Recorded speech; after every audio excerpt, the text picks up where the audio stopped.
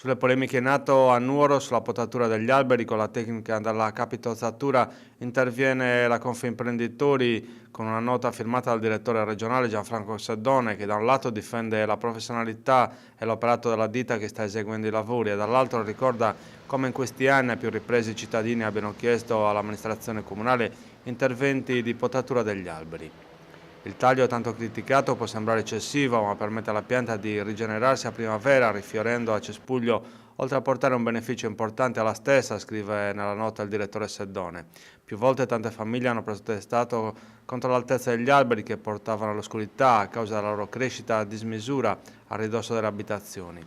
Protestavano contro l'amministrazione comunale per l'incuria nella manutenzione. Finalmente a distanza di anni è arrivata la tanto attesa potatura. Ricordiamo, continua la nota di Confimprenditori, i numerosi rami caduti sui mezzi parcheggiati per strada a seguito del forte vento e della neve, che hanno provocato ingenti danni a terzi, così come succede sul Monte Ortobene con l'arrivo dell'autunno e dell'inverno a causa del forte vento, della pioggia e della neve.